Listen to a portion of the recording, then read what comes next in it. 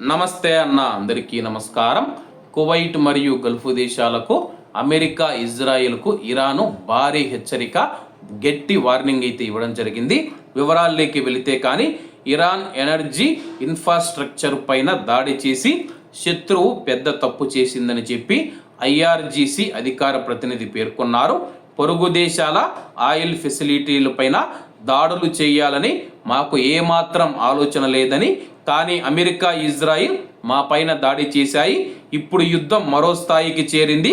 Gulf దేశాల energy ఫెసిలిటీలపైన మేము దాడులు చేశామని చెప్పి మరోసారి మా పైన అటాక్ చేస్తే వాటిని పూర్తిగా నాశనం చేస్తామని చెప్పి ఇరాన్ హెచ్చరించిందనమాట. ప్రస్తుతం ఇజ్రాయిల్ మనం చూసుకుంటే కానీ చమురు క్షేత్రాలను లక్ష్యం చేసుకొని, అలాగే గ్యాస్ క్షేత్రాలను లక్ష్యం చేసుకొని ఇరాన్లో దాడులు చేసిన విషయం అందరికీ తెలిసిందే.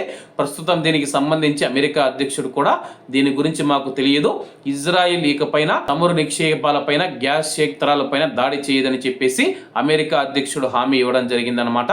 ఒకవేళ మళ్ళీ మీరు అటాక్ చేస్తే కానీ కువైట్ మరియు గల్ఫ్ దేశాలలో ఉన్న చమురు క్షేత్రాలు కానీ, గ్యాస్ నిక్షేపాలు కానీ వాటినన్నిటిని పూర్తిగా నాశనం చేస్తామని చెప్పి ఇరాన్ హెచ్చరించిందనమాట. ఈ యొక్క హెచ్చరికల నేపథ్యంలో కువైట్ మరియు గల్ఫ్ దేశాలు మనం చూసుకుంటే సమావేశం నిర్వహించి ఈ యొక్క దాడులను ఖండిస్తూ ఉన్నామని చెప్పేసి ప్రస్తుతానికి దౌత్యపరమైన మార్గాల ద్వారా కూర్చొని మాట్లాడుకొని ఈ యొక్క సమస్యను పరిష్కరించుకోవాలని చెప్పి కువైట్ మరియు గల్ఫ్ దేశాలు ఇరాన్ దేశాన్ని కోరుతూ ఉన్నాయి. మరి ఇరాన్ దేశం ఏ విధంగా స్పందిస్తుందో వేచి చూడాల్సి ఉంది. ప్రస్తుతానికి మనం చూసుకుంటే కువైట్ మరియు గల్ఫ్ దేశాలకు ఇరాన్ స్ట్రాంగ్ వార్నింగ్ ఇచ్చిందనమాట. ఈసారి వార్నింగ్లు ఇవ్వడం ఉండదు, కేవలం యుద్ధం మాత్రమే ఉంటుందని చెప్పేసి ఇరాన్ ప్రకటించింది. కాబట్టి అందరూ బాగుండాలి, అందులో మనం ఉండాలి. అందరికీ నమస్తే అన్న, జై హింద్.